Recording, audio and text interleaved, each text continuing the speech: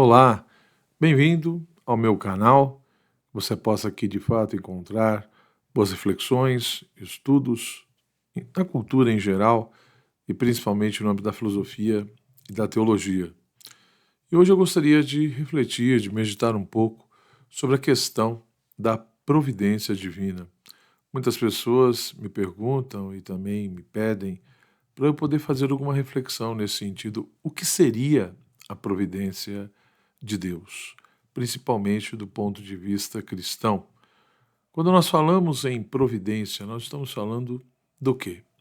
Mas antes de tratar desse assunto, gostaria de te pedir que se inscreva aqui no canal, deixe aí depois a sua curtida, se você gostar do vídeo, o seu comentário. Isso é muito importante, né? Nos ajuda bastante. Compartilhe também esse vídeo se você achou interessante. Mas voltando à nossa questão, quando nós falamos de providência, estamos falando do quê? Ou seja, falar de providência, até usar o verbo providenciar, nós encontramos isso já na realidade humana, no âmbito humano. Ou seja, a providência nada mais é, no sentido humano, do que um certo tipo de qualidade de orientar racionalmente uma obra, um agir para o seu determinado fim, né? Então, quando nós falamos de providência ou em providenciar algo, nós estamos falando justamente dessa qualidade, dessa capacidade de você orientar racionalmente uma coisa para o seu fim. E no âmbito humano, nós já encontramos isso, nós já percebemos isso, né? Ou seja, existem, de fato, aquelas pessoas que exercem, por exemplo, uma certa liderança e, portanto, elas precisam ter essa capacidade, né, de orientar da melhor forma possível as pessoas para que elas atinjam o fim que lhe é próprio.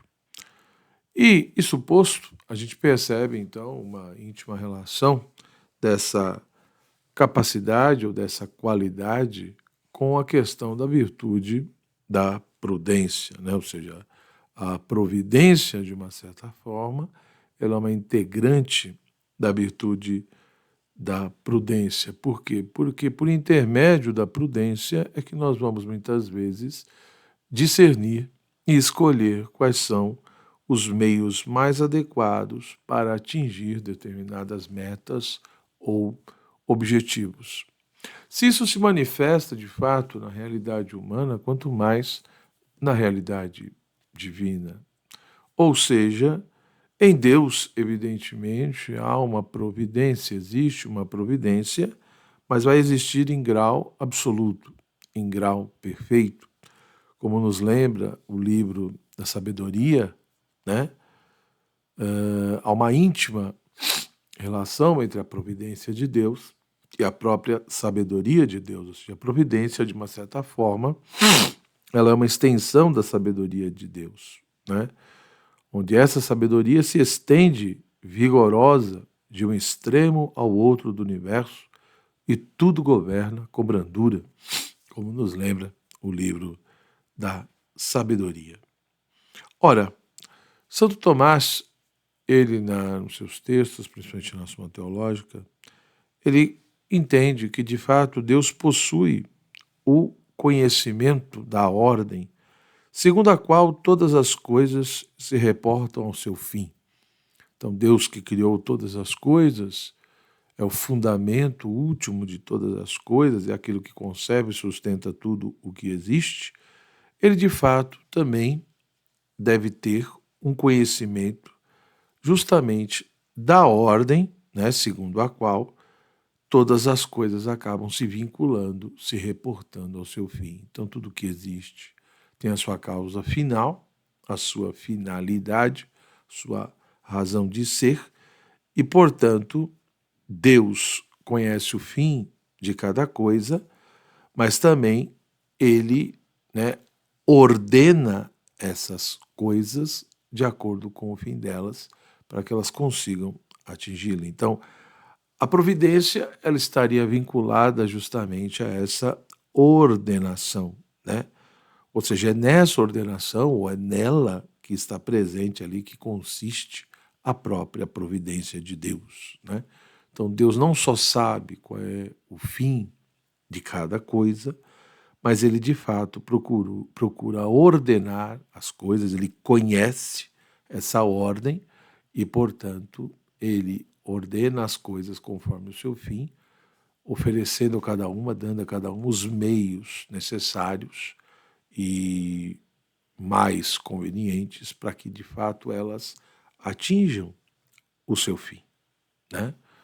E, portanto, ele acaba ali tendo esse conhecimento dessa ordem, e ordem que é tão necessária para que as coisas atinjam o seu fim. Ele oferece, portanto, os meios, né, necessários, expressando, portanto, não só a sua sabedoria, o seu conhecimento, mas também todo o seu amor, toda a sua bondade, né?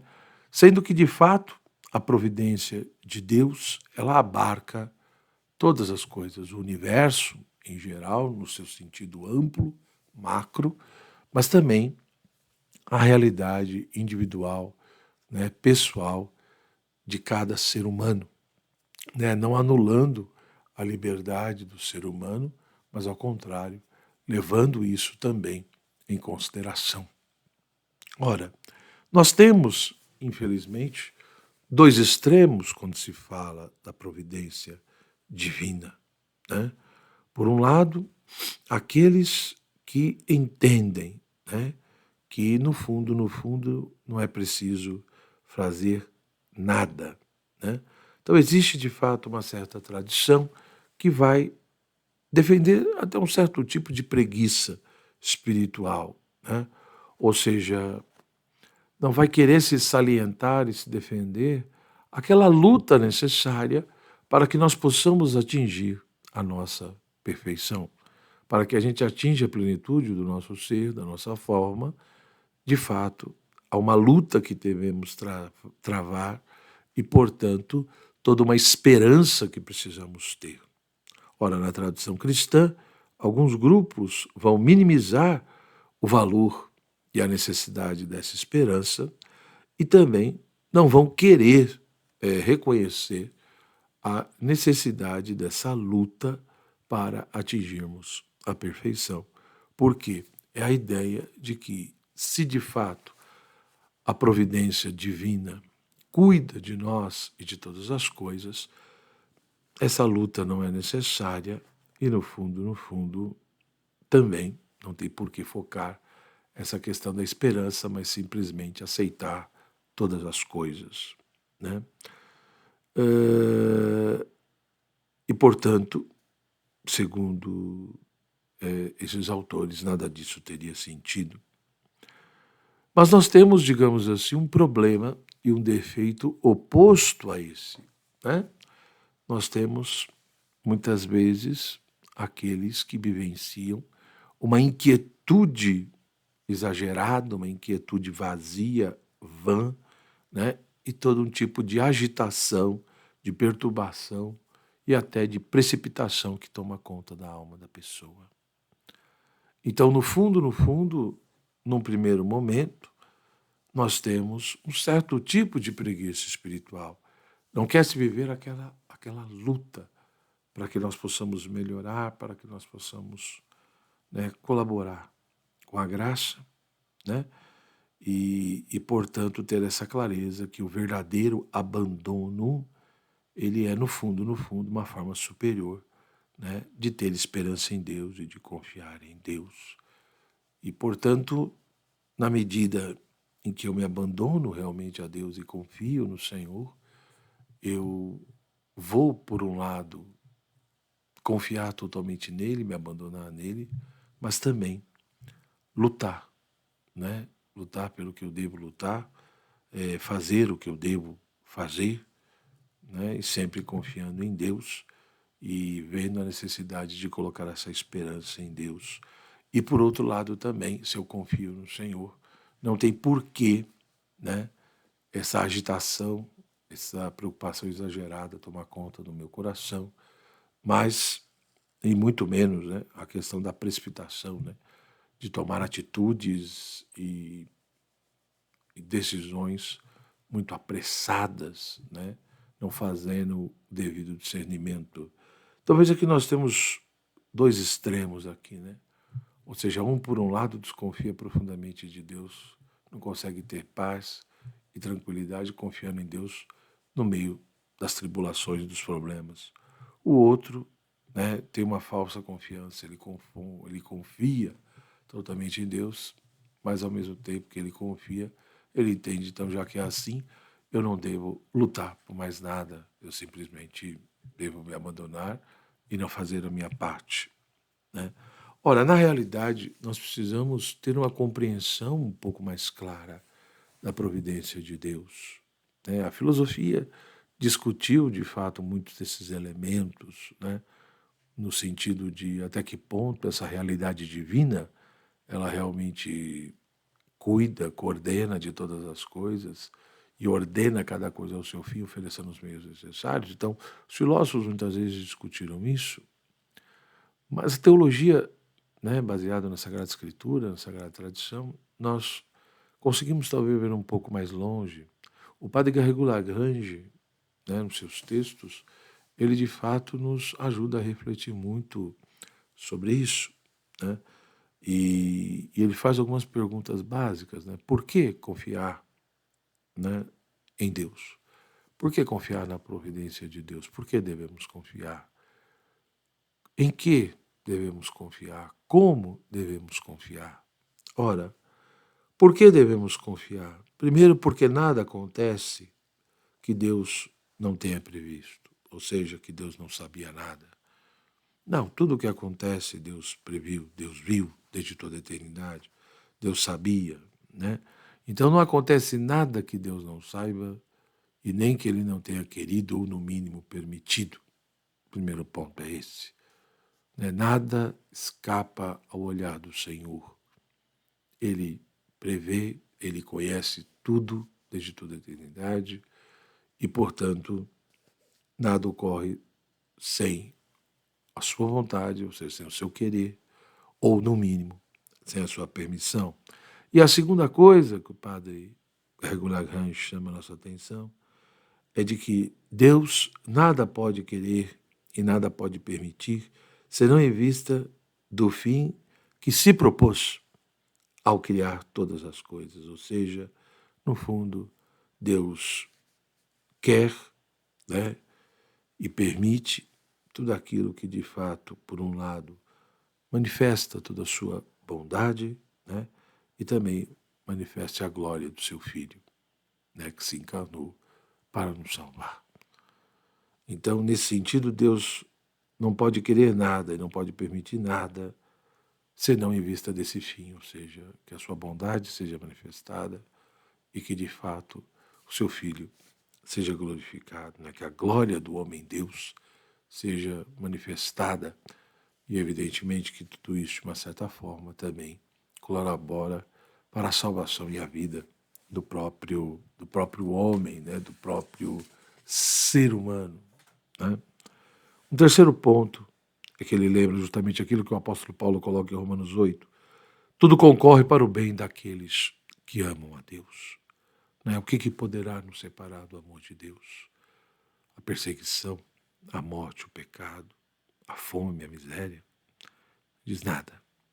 Nada pode nos separar do amor de Deus manifestado em Cristo Jesus. Né? Agora, essas três coisas, ou três princípios, não podem nos levar a cair naquele erro inicial. Já que Deus cuida de tudo, já que Deus vê tudo, já que Deus providencia tudo, então eu não preciso fazer nada, eu não preciso travar a minha luta, né, pela busca da santidade, pela busca da perfeição. Não, eu preciso ter claro, né, que eu devo fazer tudo o que está ao meu alcance, né? Então, no meu dia a dia, de uma maneira muito concreta, aquilo que diria Santo Inácio de Loyola, né? Quando rezares, reza como se tudo dependesse de Deus e se abandone nas mãos dele. E quando trabalhar, trabalhe como se tudo dependesse de você. Ou seja, por um lado, o que estiver ao meu alcance eu devo fazer, Mas isso que eu faço, que está ao meu alcance, sempre deve ser acompanhado de um abandonar-se nas mãos de Deus, de uma confiança profunda de que Deus nos conduz, né? E, portanto, aprender a viver aqueles momentos mais difíceis, mesmo que sejam tão dolorosos e complicados e misteriosos para nós, né?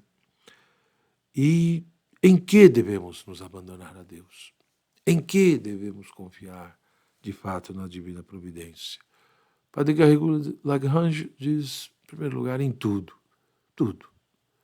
Seja referente ao futuro, né, aos nossos medos, o que vai acontecer, quem vamos ser, ao nosso presente, né, ao que nós estamos vivendo hoje, ao passado, ao que já foi, né?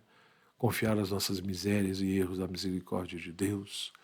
Então, em tudo, passado, presente, futuro, como também as necessidades do nosso corpo, da nossa alma, ou seja, a nossa saúde ou doenças que virão, alegrias ou provações, né?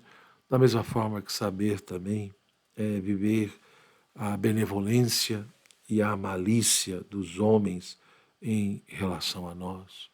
Muitos, às vezes, vão ser benevolentes, outros vão ser malvados, maliciosos, né? Mas é ter essa confiança, ou seja, se Deus é por nós, quem será contra nós? Como diz Paulo, de novo, em Romanos 8, né? Muitos, às vezes, vão tentar fazer o mal para nós, mas é ter essa confiança na proteção de Deus e que, no fundo, Ele está conosco e tudo concorre para o bem daqueles que o amam. E como viver essa confiança? Como viver esse abandono nas mãos da providência? Primeiro, perante aquilo que é inevitável, que não depende só da vontade humana, abandonar-se totalmente, né? Para nós é muito difícil se abandonar de forma absoluta nas mãos de Deus, mas é buscar isso, não resistir, abandonar-se de maneira total. Porque aquilo que não depende só da vontade humana, quanto mais a gente resiste, mais sofrimento e infelicidade gera, né? Da mesma forma, perante as calúnias, as difamações, né? Suportar tudo isso com paciência, mas muitas vezes também reagir, dar uma resposta, resistir, né? Para quê? Para que a gente consiga reprimir de uma certa forma a audácia, a maldade do outro, né? Resistir também e reagir para muitas vezes não ser causa de escândalos, né? E perante as nossas próprias faltas, pecados, misérias e as consequências que geram, né? O que fazer? Ora, perante as desordens, né, que geramos com as nossas atitudes erradas, as culpas que sentimos, basta apenas chorar, lamentar. Lamentar as nossas desordens, lamentar os nossos erros, chorar os nossos pecados, né? Mas, além de tudo isso, muitas vezes, Deus acaba permitindo que a gente passe por um certo tipo de humilhação, a chamada humilhação salutar, né? E aí é óbvio que são as consequências, as consequências amargas, né, de coisas que fizemos e não deveríamos ter feito. Mas essa humilhação salutar, muitas vezes, é o verdadeiro remédio para os nossos pecados e as nossas faltas, para ir extirpando toda aquela raiz de orgulho. Por isso, aprender a acolher, a aceitar, muitas vezes, essas ervas amargas que vêm dessa humilhação. Então, de fato, a providência divina é um grande desafio para nós. Por um lado, é um grande conforto, né? Como as Escrituras dizem, não cai o fio de cabelo da nossa cabeça. Sem Deus saber, sem Deus assim permitir, autorizar. Então, eu sei que muitos vão dizer, professor, mas é difícil. Sim, é difícil. Falar sobre tudo isso em tese, em teoria, é muito bonito, mas quando nós estamos no olho do furacão, é um verdadeiro desafio, né? Mas, do ponto de vista da fé cristã, nós somos chamados a viver realmente esse abandono na providência de Deus, confiando profundamente em Deus, né? Pelos motivos que eu coloquei aqui, os porquês, né? Em que, em tudo, e o como, né? Como vivenciar isso no nosso dia a dia. Com certeza isso é um grande desafio, mas vale a pena. Então, se você gostou do vídeo, deixe seu comentário, a sua curtida, compartilhe, né? E se você quiser, venha ser meu aluno, né? No Centro de Estudo Filosófico e Teológico, que eu criei, minha plataforma chamada Studium. Abaixo do vídeo eu vou deixar o link aí, se você quiser dar uma olhada lá. E também vou deixar a indicação, né, do livro do Padre Garrigou Lagrange, tá bom? Para você se aprofundar. Um forte abraço, Deus te abençoe. Tudo de bom. Tchau, tchau.